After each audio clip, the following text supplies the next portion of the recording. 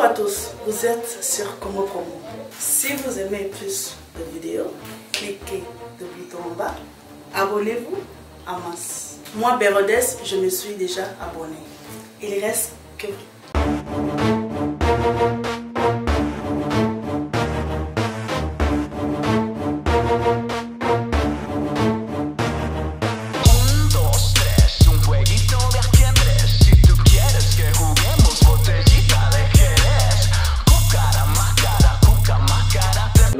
Congo Promo défaté. Bolanda Congo Promo pour Ezolo ma vérité.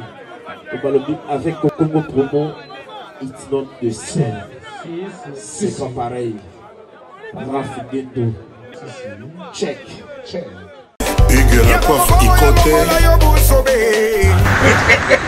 Et enfin, je suis arrivé. Salon Hugues la coiffe Ikote. Non seulement c'est un salon de coiffure, mais aussi une machine de transformation des hommes et femmes. Regardez-moi comment je suis. Vilain. Mais attendez, 2 minutes. Bogard. Vous allez voir.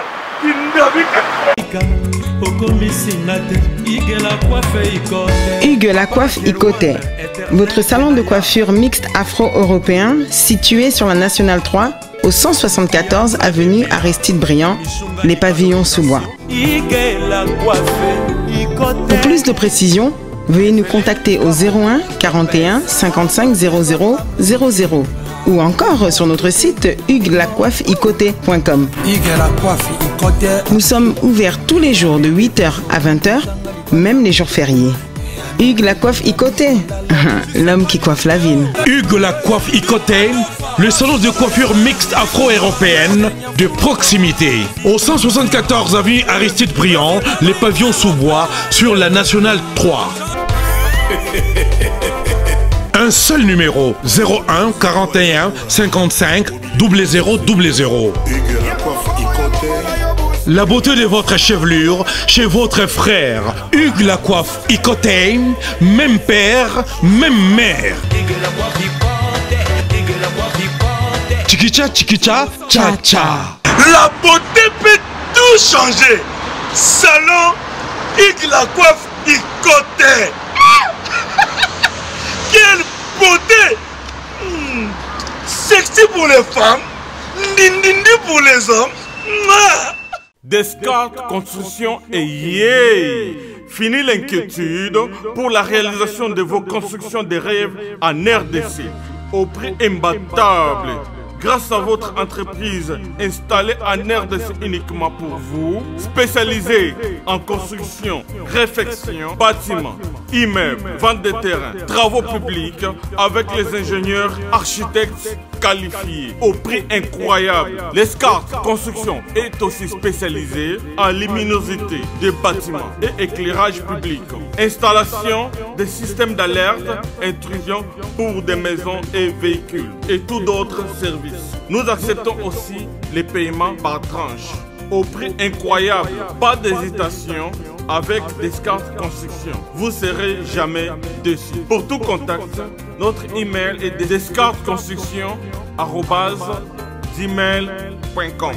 Notre numéro de contact plus 447 93 92 82 813 et appelez-nous pour Kinshasa plus 243 89 91 56 86 2. Descartes Construction à Tozana Mbongo Moki, opération Tongana RDC. L'agence d'export et d'import Michelo Atlantic Shipping et yé bana ya Canada, bana ya USA, bomitungisa lisusu te. Pour tous vos achats et ventes voitures, pièces de rechange et les accessoires possibles. Na koti na ba koli na bino na Kinshasa, bomitungisa penza te. Please, bakoya koza koli tina ndako. Pour tout contact, benga Michel Lukadi. Plus 1 508 371 60 43 USA na Canada. Pour na Kinshasa, benga na plus 243 89 551 30 38. Michelo Atlantic Shipping. Yaboye, Bazuapi. Raf Ngindou, félicitations pour la promotion, ça la rapport à l'artiste. Que Dieu te bénisse. À connaît pas demander, il n'y a rien en face. Congo Promo, Raf Ngindou nde. Merci, nada bien fier na Congo Promo. Et ça, sito yo no number one. Donc sito yo bien intellectuel. Boss Raf Ngindou, en tout cas, on a passivement bambou. Raf Ngindou, le présentateur la force créative Congo Promo. Boroto, ça la force militaire na Congo Promo. Et faites comme moi, allez voir Congo Promo, tv5.com. Donc au nom de Jésus-Christ, nous bénissons le Congo Promo. Avec Raf Ngindou, Congo Promo ne tombera jamais. Piccolo Congo Promo nde. Ouais, balobi Raf Ngindou. Congo Promo toujours, grande puissance. Come on. Congo Promo qui torcos net in a film. Congo Promo babunda nanango. Raf Ngindou. Congo Promo. What a plus, what a boss là. Mesdames, Messieurs, je suis très heureux encore une fois de vous savoir nombreux de vos postes récepteurs pour cette grande émission Code 9, émission au cours de laquelle votre humble serviteur que je suis, je reçois des invités avec qui nous traitons des sujets d'actualité. Encore une fois, ici nous sommes dans la commune de Barumbu, cadre choisi pour venir rencontrer un homme de Dieu. Pour la énième fois, encore une fois, dans cette émission, comme vous le savez habituellement, l'information est meilleure lorsqu'elle est prise à la source, raison pour laquelle nous n'avons pas le temps de tergiverser, d'aller à gauche ou à droite. Nous venons directement chez le principal concerné, avec qui nous allons essayer de cogiter de manière à ce que vous qui nous suivez à travers le monde, de partout où vous soyez, vous ayez, n'est-ce pas, des informations potables et sûres, si on peut le dire ainsi. Mesdames, Messieurs, en tout cas, il y a vraiment à boire et à manger. Makambu, Yakoloba, Eza vraiment ébélé. Moi, je ne voudrais pas faire beaucoup de parlottes, mesdames et messieurs, parce que Naïzarna a mis toute la préoccupation à Bino, parce que tout cadre de toute une série d'émissions. La première édition, nous avons thème nabiso principal où ils allaient développer une série d'émissions, c'est-à-dire secte ou église des réveils. Tobandaki wana, Tobandaki na première émission nabiso, là où nous avons eu n'est-ce pas, à essayer d'éclaircir le concept en soi et puis kokende na ba détails nango na ba spécificité na ba caractéristiques nango to longue wana to évoluer to ça qui même descendre sur le terrain. Pour le monde, il y a illustration, il y a des signes, il y a des symboles. Les lots, encore une fois, c'est la 4e émission. Oh, tu es quand même, tu as des illustrations avec des images, tu es père fondateur et mouvement est belé, origine nango et puis l'autre ont appelé la suite nango nengezom ezom ba effet nango parce que prolongement nango ramification nango et tika ba place et bandela qui ezo okendezo eza à travers le monde, notamment ici en République démocratique du Congo, place to yi tukutana évangéliste Roger Baka ameka couper ça pour éclairer ba zone d'ombre pour bino pe bolé matin na mitu na botine de biso par notre numéro qui est affiché, ba suggestion na bana ba remarque na bino on en a besoin pour faire évoluer ce travail. Mesdames messieurs na loba ebelete parce que makambu ezali awa tozana ba illustration to pesifé to pesé illustration bino na ndako bo tirer ba conclusion bo tirer ba leçon parce que le but principal dans cette émission c'est-à-dire c'est l'affermissement.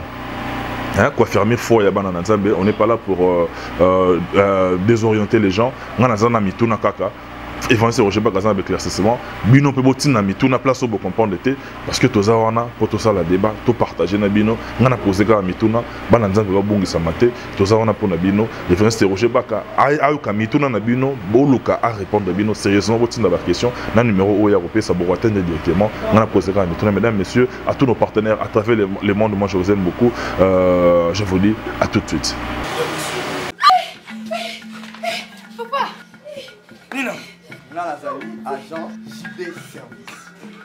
Colina Bino et Komagi Panabiso. Y'a moi on a tambousa combien de fois chance.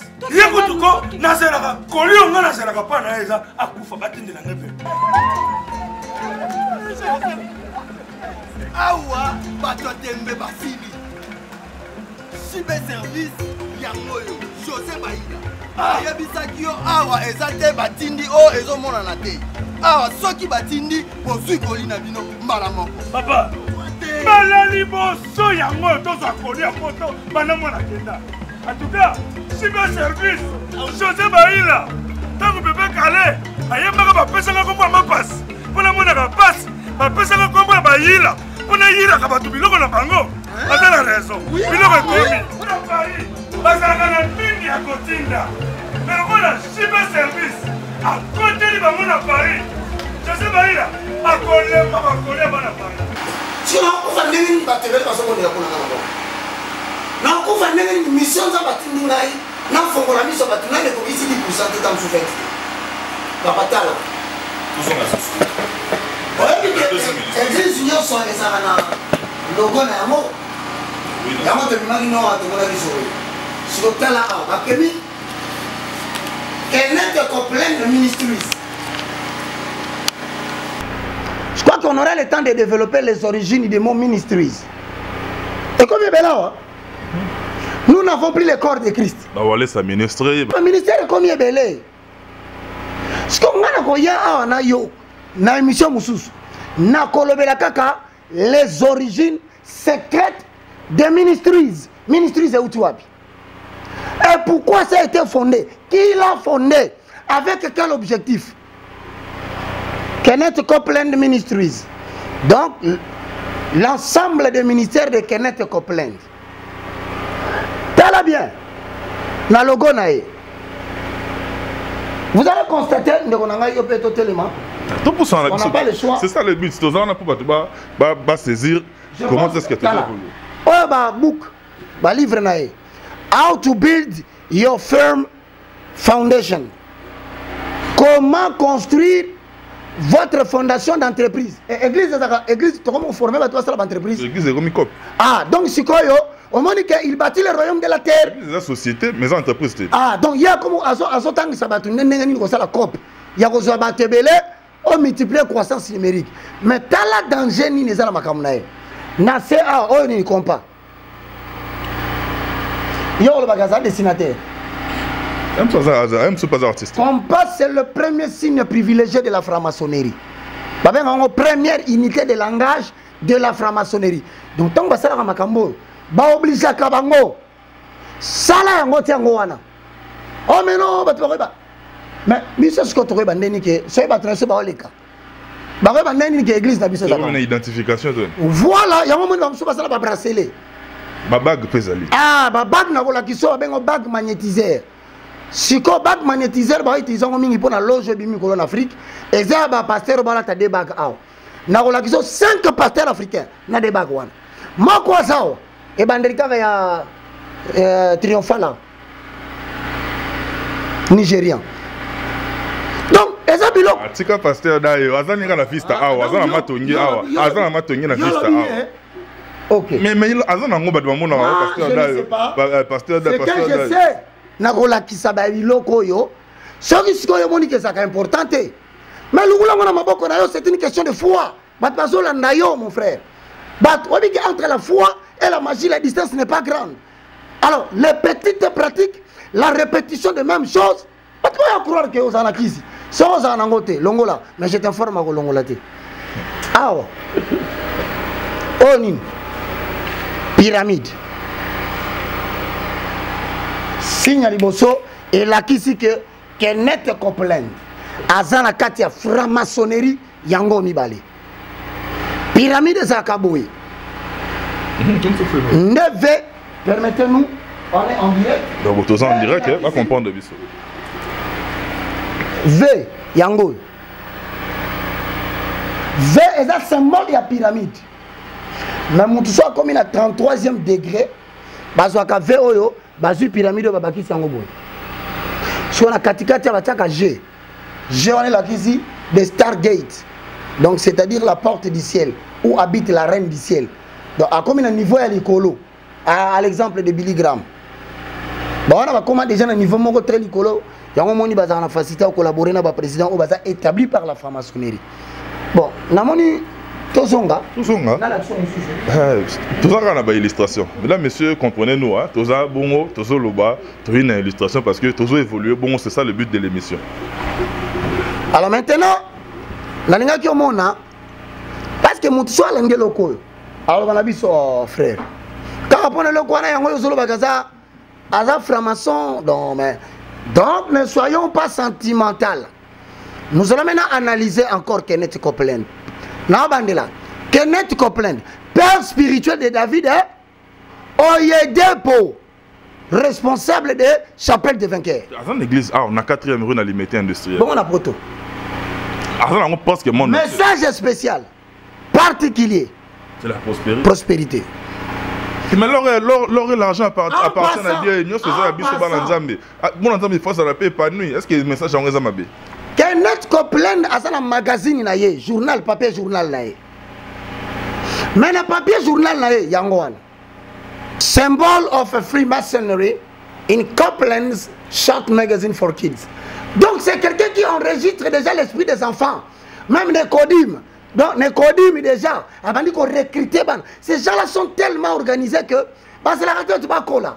Dès la prime enfance, Nicodime, bani au côté bon déjà biloko à franc-maçonnerie. Bah imagine mutu. Yami balé yango signe à franc-maçonnerie. Nakat. Bon tu vas ni tobi ah. Peut-être que ça l'appelle erreur hein. Mutu ça ça erreur.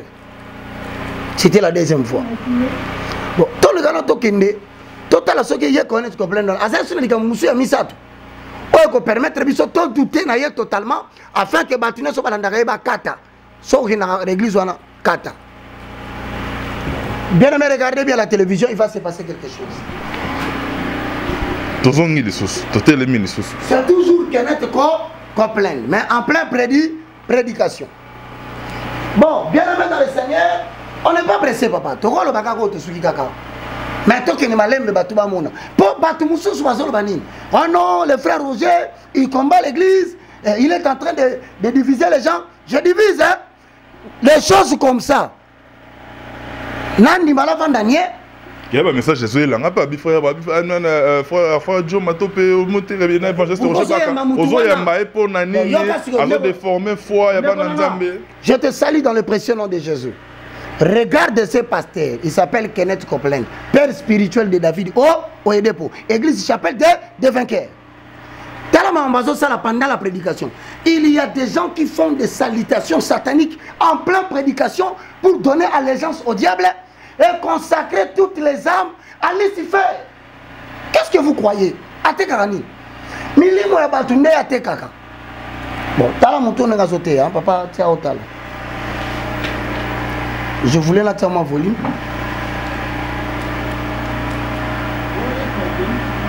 Tala maboko, tala. Quand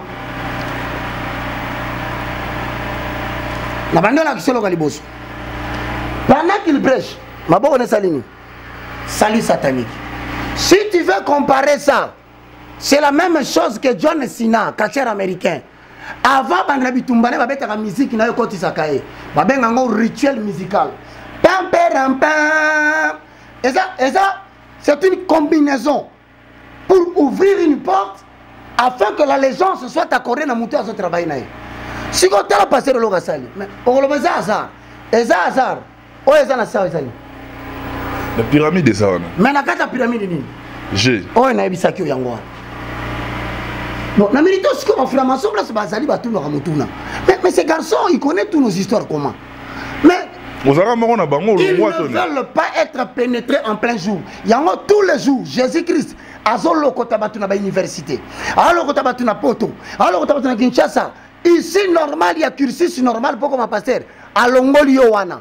À quelque part enseigné au travers le Saint-Esprit en accord avec Jean chapitre 16, le verset 14. Le Saint-Esprit va tout enseigner. Si quand on a sali, frère Roger, je père Morozo. Ozo le kisaka makamuta la sala guerrière. Si ko lo asa ke ngwe erreur bon to ko lukelo ko mususu naningi toujours totika la naye Kenneth Copeland naningi otala. Ozomona loboko. Est-ce que la tagi bilambo liboso? O ezape sale mususu. Ah, donc ça veut dire que azo répéter le quoi na ba sale nyonso.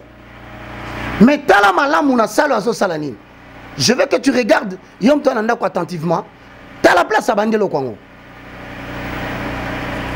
Regarde, suis. Et puis nous allons interpréter. Jesus, physical nature. He received everything from our mother. Nabanina la phrase. Jesus, physical nature. Mais asali sali satanique. Si vous avez dit que anglais, si vous pouvez prêter attention à la geste, à la phrase, elles ont se compléter. Tant que vous flash, salut satanique, alors Jesus, physical nature, he received everything from your mother. En français, Jésus, dans son état physique, il a reçu toutes choses de sa mère. Ah, et comment mieux? Jésus, dans son état physique, c'est-à-dire que les soldats mutumo azawana, mais l'état physique azawana. Batouba mon a été, mais il y a eu que mutuana ça. Mais à cause de que Jésus-Christ, dans son état physique, il a tout reçu de sa mère. Il ne parle pas de Jésus-Christ. Mais c'est aussi encore le papier Jésus dans son état physique. Jésus a qui monte le roi, on a eu payé. Il y a qui le roi la monte payé dans mon soniboué. À ceux qui paient éducation, paye à maman là, peut-être dans le sens où on a. Et ça normal non le bitanga. 2 Corinthiens chapitre 5 le verset 16. Ainsi donc de maintenant, nous ne connaissons personne selon la chair. Et si nous avons connu Jésus-Christ selon la chair, maintenant nous ne le connaissons plus de cette manière. Bible est ici. Très bien le souvent côté. Jamais quand on la quatrième dans le nom, yes ça li banda. Ah, bah ici. Apôtre Paul lobby, tu y bien les choses sur la forme on a été. Forme au il s'appelle le Saint-Esprit. Donc, mensonge. À la lumière de la parole de Dieu, il ne parlait pas de Jésus. De deux, il a tout reçu de sa mère. Il ne parle pas de Jésus. Il parle de Baphomet. Dans le monde infernal, dans un système, il y a imiter tout ce qui est chrétien. Oui, mais tu vas bien que le diable est original. Il y a Baphomet. Tant que Baphomet a tout reçu de sa mère. Maman Azolobana, ce n'est pas la Marie. Marie, maman à Jésus. Marie à Valencia. Il parle de monde Nabango. Azo peut son enseignement, mais les gens sont distraits. Mais pour illustrer qu'Azo Nabango, Asali Signo Tomoni Wana, je vais demander aux gens de rentrer là-bas. Autant la tamboli dans la salle. Asali dans mon parcours, a fait plusieurs pas. Pourquoi quelqu'un peut faire un tel geste et circuler là? Yewan. La ligne va être quand même, hein? Laissons l'état.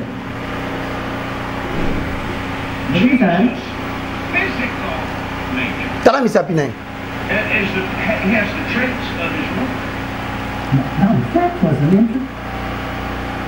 Yekak. Mais ah na ningi batala. Bien mais tala logo ya Rema Church. Rema Church.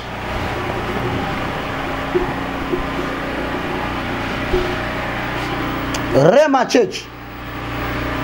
Ces gens sont intelligents, mon cher. Il veut faire la pyramide. Mais il estime qu'il va devoir détecter Yesu à Salian.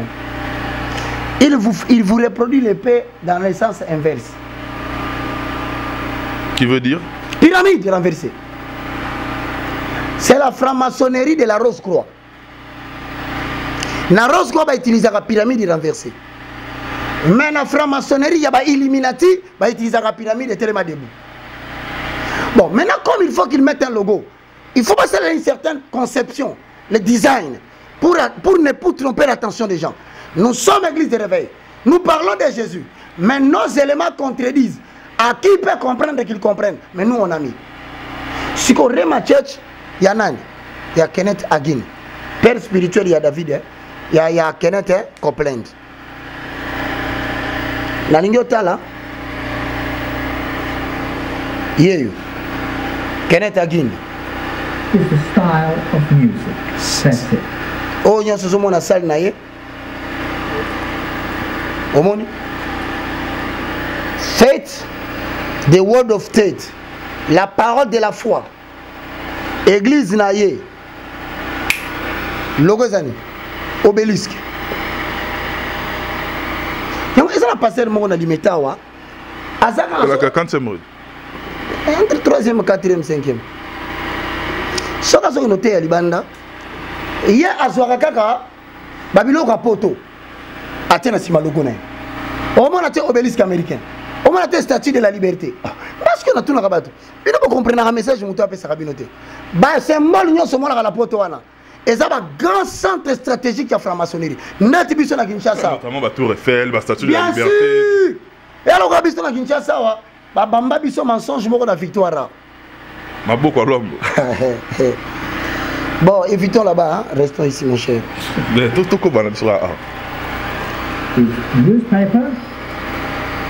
toujours le même signe. Ah, Wanan, Rema Tchetch. N'entrée à l'église. Mon frère, t'as là.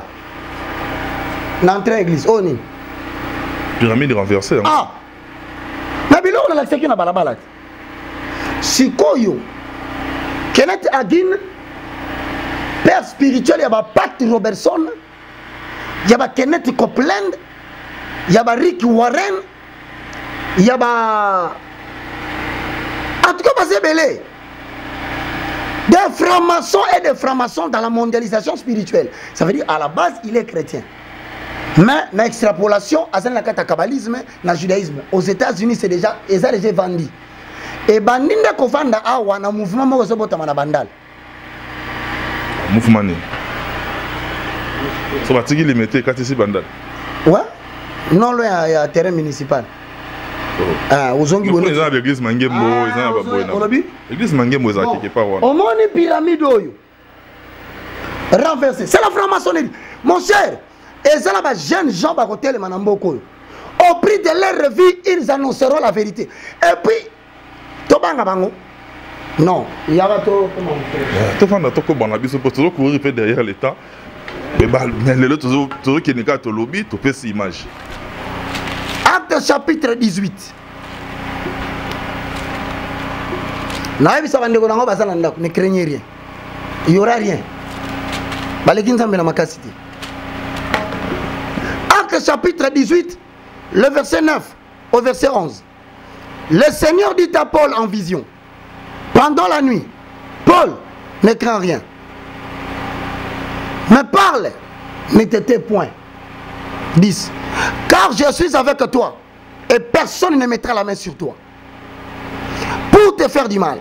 Parle, car moi l'Éternel, j'ai un peuple nombreux à sauver dans ces pays.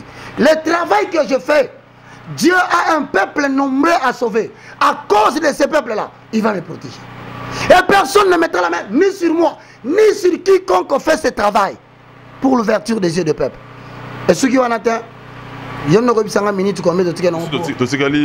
En tout cas, tout ça vraiment pratiquement vers la fin.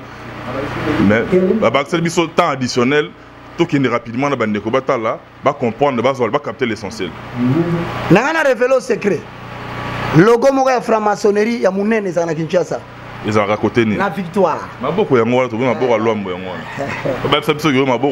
place des artistes. Quel artiste, papa? Tu as esprit belé si quand ils ont contrôlé ma tongue Mobimba.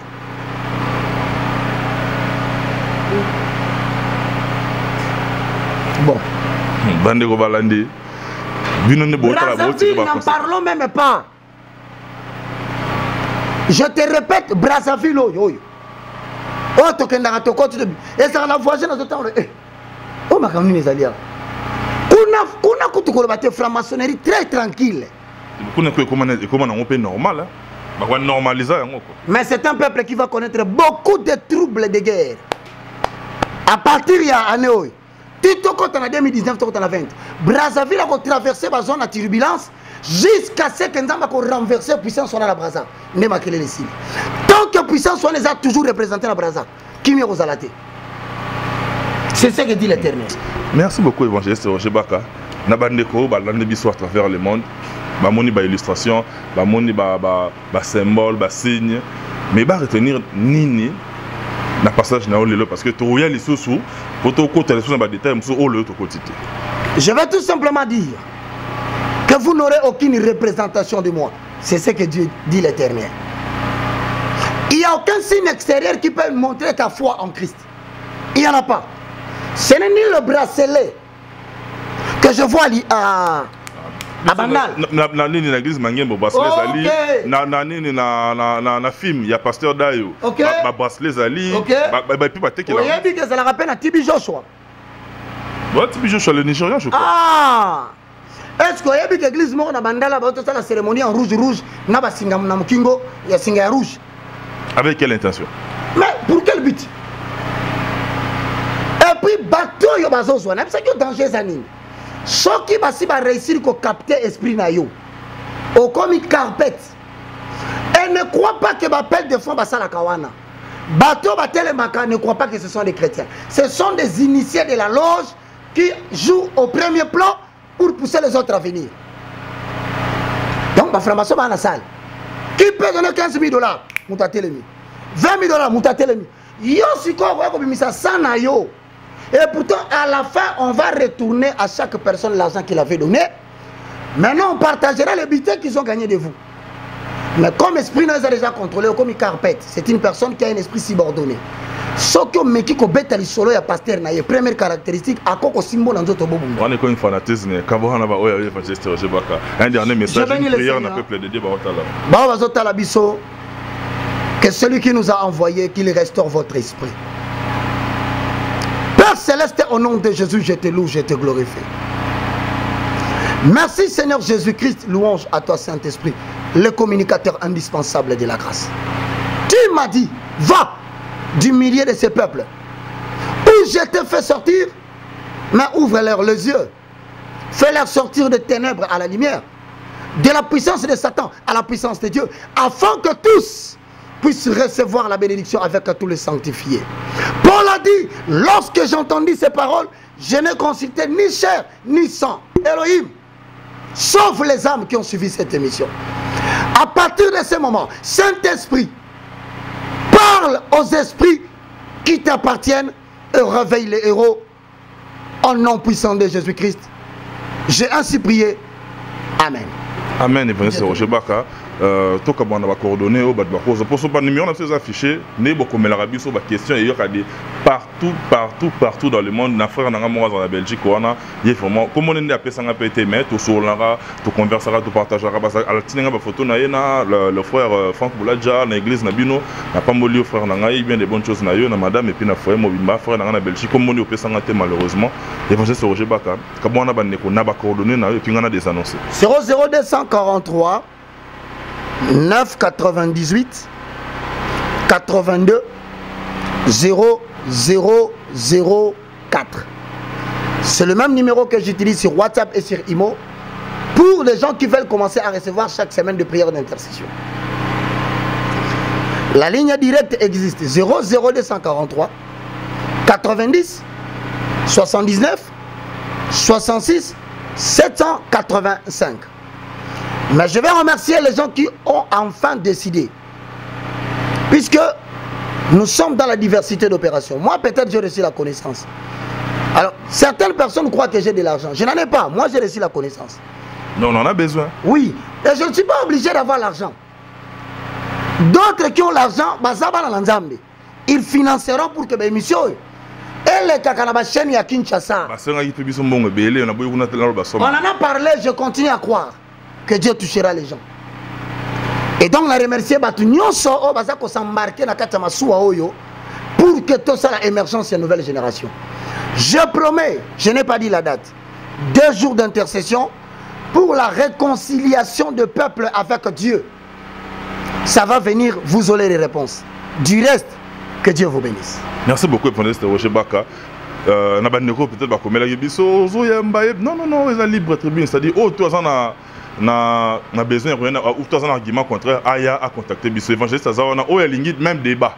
Oh, il y a même un débat, ils ont biso tozana na katikati to modérer débat to rozalawana oyo to alingi même débat aye na ba élément na ye alinga contredire évangéliste Roger-Baka aye na ba élément biso tozana poto to jouer libre arbitre. Mesdames et messieurs, moi je suis arrivé à la fin.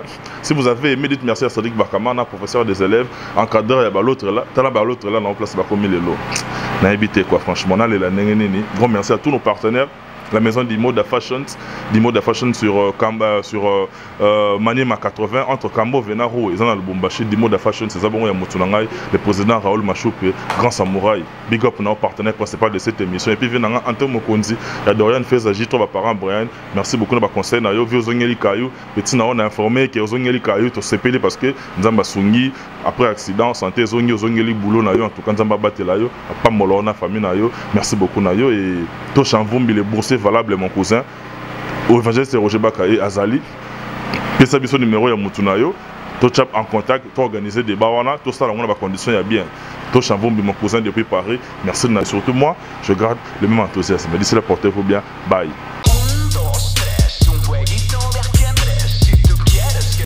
Bonjour à tous, vous êtes sur Congo Promo. Si vous aimez plus de vidéos, cliquez le bouton en bas, abonnez-vous en masse. Moi, Bérodès, je me suis déjà abonné. Il reste que...